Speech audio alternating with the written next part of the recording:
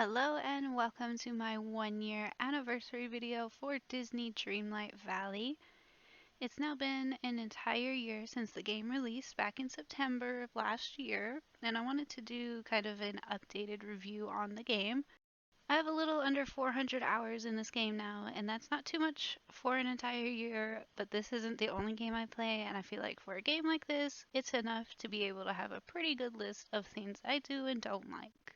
Starting off with something I've liked from the game so far, the first one being the new additions and updates they've done to add new furniture and new paths. I've been loving the new paths ever since I started playing a year ago. I was always like, I wish some of these paths had a nicer border than just fading into the ground underneath it. It helps make decorating look a lot cleaner and put together, especially for more city-like themes.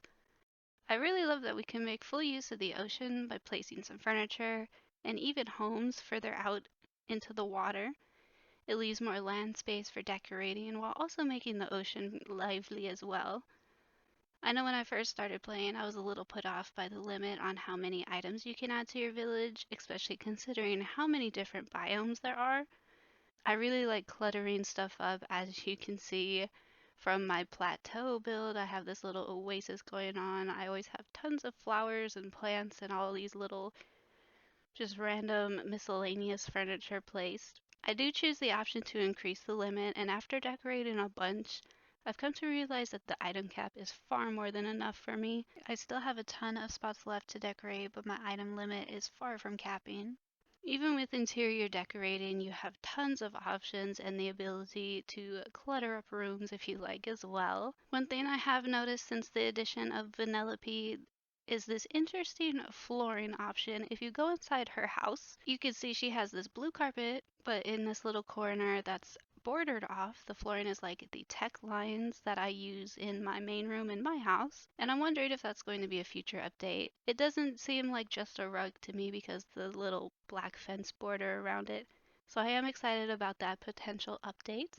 One thing I do wish became an addition to the game is some sort of furniture recycling system. I buy tons of furniture from Scrooge's shop in order to kind of cycle new items that I'm actually wanting to buy and use, and to fill out my catalog, so I end up with a lot of furniture I'm never going to use just because it's not my style. I wish you could either resell it, or something that would be cool to add is a recycle system that gives back materials for crafted furniture as well. I would love it to incorporate Wally since recycling is his thing. I even have like a little scrapyard theme going on for his house. I just think it would be cute to bring him furniture you don't want anymore, or things you've crafted and don't want, and he gives you money or materials in exchange. Maybe a little shop set up on these shelves in his house. I don't know, some sort of system to get rid of unwanted furniture would be great either way.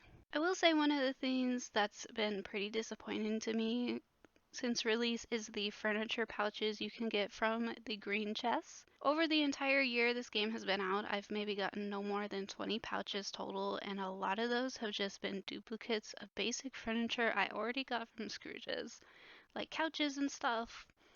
Sometimes I can't even find the green chest when I play, so I've kind of given up on trying to get the cool themed furniture that comes from these pouches. I couldn't even get a clip of me finding a pouch because that's how rare it is for me. It's always coins. So I wish the rate on which you were able to get furniture pouches was increased a little bit.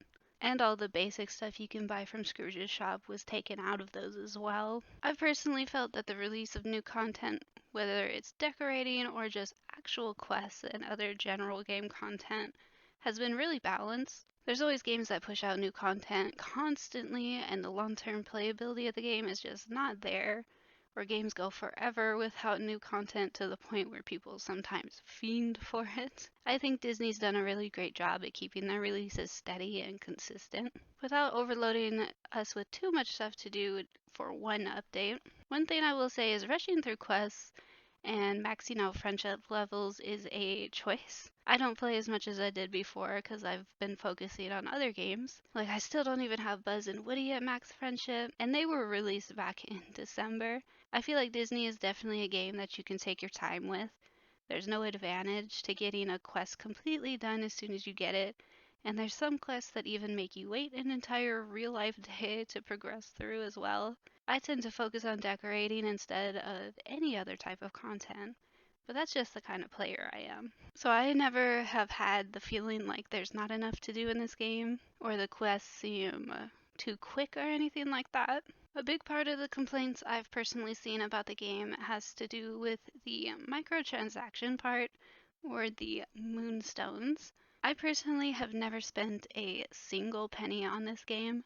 My husband bought it for me, so it was technically free, you know? Other than the very first star path that was available on release, I've completed every path afterwards completely, even the Moonstone exchange for extra star points. It's very much possible to be able to purchase the premium star path without even spending money. The star path itself returns a ton of moonstones as long as you complete the duties. And on top of the 50 moonstones you can get every day from a blue chest. That's just 350 moonstones in a week from the chest. And you would only need to play like 3 to 5 minutes just in order to find it. So barely any time at all each day. Disney has also introduced the Dream Snaps thing where you can vote on people's submissions and earn moonstones for it as well. So there's 50 more without any effort. Some of the items in the shop are priced strangely, like the little companions you can get would be like $20 if I'm remembering right, compared to 4 furniture pieces or 3 clothing for just like $5.